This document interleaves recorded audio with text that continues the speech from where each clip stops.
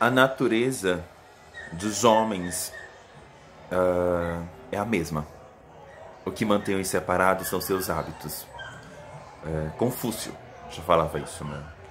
E eu tenho uma noção de que a gente está passando por um momento super dificultoso e que esse momento dificultoso ele faz parte de uma relação do que a gente construiu ao longo do tempo. Se você conseguiu estudar, você estudou. Se você não conseguiu estudar, você não estudou. Dá essa sensação, sabe? Porque o sistema de educação brasileiro e toda essa formação que ele tem construído para esse momento de pandemia tem feito a gente repensar alguns conceitos básicos, como, por exemplo, como que eu vou aprender se eu não tenho a presença do professor, né? E isso faz a gente se questionar como diversas situações. Léo, mas ele está online. Mas o ser humano, ele criou essa condição, né, de união, de convívio social, que faz as pessoas repensarem algumas condições que elas mesmas criaram e recriaram durante muito tempo. E isso tem feito bastante diferença, não só para a nossa realidade, mas para a realidade de diversas outras situações que não alcança a classe média, que não alcança a classe alta, alcança a classe B, aliás, C, D, E e F, né? Que são situações de educação provenientes para um futuro aprendizado, nem uma educação tipo de função cotidiana, né? Condição básica, de um futuro aprendizado, porque o que você está aprendendo agora na pandemia, você precisa colocar em prática, né? Porque o ensino, já está dizendo, ensino-aprendizado, o ensino ele já é baseado numa condição de fazer com que isso se torne um aprendizado, e o aprendizado são condições de acesso à cultura e espaços sociais de ação.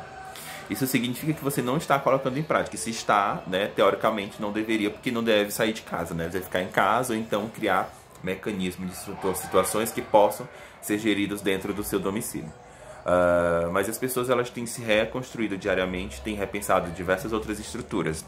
E dentro desse coletivo que a gente está vendo, o que dá para a gente pensar é que essa reeducação, aliás, que essa educação ela se reestruturou e que ela voltou a ser o que ela era antes, né? Que é um processo colaborativo, domiciliar e um processo sistematizado pelas nossas próprias condições, né, de aprendizado.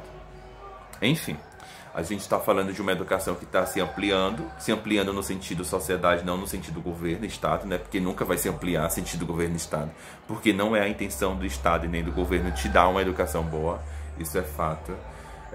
E a gente tem conquistado espaços cada vez mais possíveis, né? Que são espaços de diálogo. As pessoas têm aprendido a usar os mecanismos tecnológicos, né, para conversar sobre diversas situações. E essas situações têm feito as pessoas se humanizar.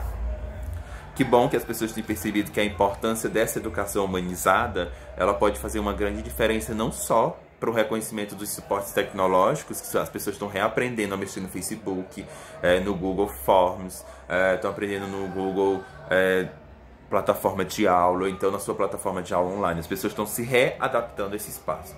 Essa readaptação tem muito a ver com o que Bourdieu sempre falou quando a gente pensa esse cotidiano como costume de acesso, né? Se é um costume de acesso, é claro que eu vou acessar isso, porque é um costume diário. E quando esse costume é acessado diariamente, né, o costume tem esse acesso diariamente, isso se torna cultura. Franz Boas já fala exatamente desse acesso, que é essa busca da antropologia, né, de entender esse costume, essa cultura. Isso tem feito as pessoas terem um acesso.